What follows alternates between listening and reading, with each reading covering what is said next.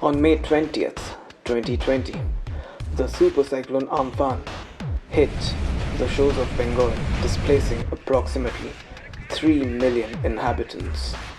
Rated category 5, it was one of the most deadliest of recent years, with wind speeds crossing 260 km per hour. The first point it hit was the apex of Bay of Bengal, a deltaic region called the Sunderbans, which has a history of devastating storms, floods and cyclones.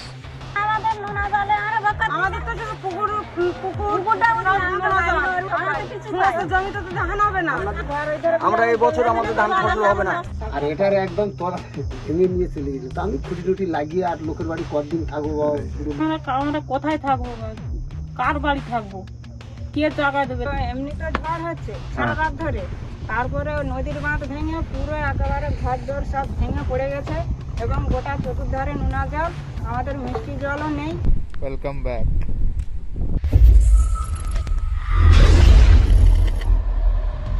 Dynt tagged along with some relief workers on their way to the deltas to track down the path of destruction. এর প্রসঙ্গে যদি বলি, আপনারা জানেন সুন্দরবনে এই যে Amphan সাইক্লোনের জন্য কী রকম ক্ষয়ক্ষতি হয়েছে, মানে মানুষের কাছে আর কিছু নেই, কিছু নেই। Have to stick to what you really want to do. If you really want to stand beside people, you can find ways and means to do it. So this weather and all, yes there are challenges, but we are ready to. So as you can see, we are all ready. Hopefully we can get you a lot of stories from the Sunderbans and show you how difficult their lives are actually. Risking the raging after effects of the cyclone and crossing a series of rivers, we arrived at our first stop, a totally ravaged village right at the border of India and Bangladesh.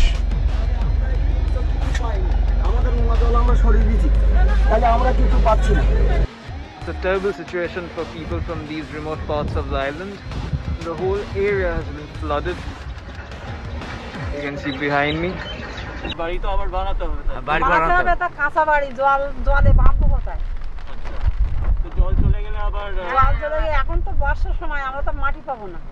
আচ্ছা, তো এখন এইরকম করেই থাকতে হবে, এইভাবে থাকতে হবে। তারপরে দেখি সরকার থেকে কিছু আমাদের সাহায্য করে কিনা। সরকার থেকে কি কিছু করছে? এখনো কিছু করিনি, এখন কিছু করেনি।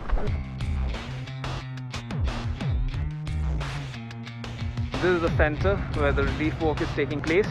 কোনো লাইন দিয়ে আছে, এটা আপনার রিলিফ দেওয়া হচ্ছে তার জন্য। রিলিফ দেওয়া একজন করে ছাড়ছেন বেসিক্যালি? হ্যাঁ, একজন করে ছাড়ছে। কতজন এই লাইনে দাঁড়িয়ে আছে? 300 জন।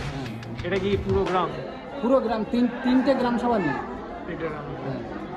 এই তিনটে গ্রাম সভাতেই জল ঢুকেছে। So what happens when the area is flooded is that salt water comes into the land and the land becomes infertile for a long time. So this is the main issue of the people of this area. ক্ষয়ক্ষতিটা বেশি হয়েছে ঝড়ে, জল ঢুকে এসছে। হ্যাঁ, তো এখন তো চাষবাস তো হবে না। চাষবাস একদম হবে না। তো এখন মানে সরকার থেকে কোনো সাহায্য পাওয়া যাচ্ছে না, এখনো পর্যন্ত আমরা সরকার থেকে কোনো সাহায্য পাইনি। এই সেন্টারটা হওয়ার ফলে তো অনেক লোক মানে প্রাণহানির সংখ্যা কমে গেছে।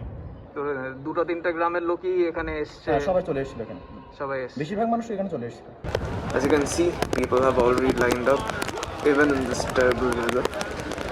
Despite valiant efforts from the organizers providing relief materials for villages which have been completely washed away, poses its own challenges. এনাদের মতো কোনো সংস্থা এসছে এখন অবধি? আমাদের এসছে দুই একজন, এই সংস্থার মাল দিচ্ছে, পুরি বা বিস্কুট টিস্কুট এসব দিয়ে গেছে, সেন্টিনে দিয়ে গেছে। তাহলে আমরা কিছু পাবো না, তাহলে এই জল তো যদি পাই তাহলে আমরা পুনর্গাছের জন্য পাবো। একদম বুঝতে পেরেছি। আমরা দেখছি আমাদের কাছে যা মেটেরিয়াল আছে আর যত লোক আছে তার মধ্যে কিভাবে সুষ্ঠুভাবে করা যায় আমরা দেখছি, কথা বলি। এই পর্যন্ত আমাদের লিস্টে নেই, এই সমস্যাটা আমাদের এই পর্যন্ত আমরা কিছু পাইনি। আমরা একদিন ভাত পেয়েছি। আপনারা কতবার আমাদের সাহায্য করতে পারবেন? এই রাস্তাটা দরকার, এক থেকে দুবার, 2 থেকে 3 বার, 3 থেকে 4 বার পারবেন, তারপর তো পারবেন না। কিন্তু আমাদের সমস্যা বেশি এখানে, আমাদের রাস্তা বাঁচানো, এই রাস্তাটা আমাদের সেইভাবে সরকার। আপনারা কতবার আমাদের সাহায্য করবেন? আমরা তো এইভাবে বসে থাকবো।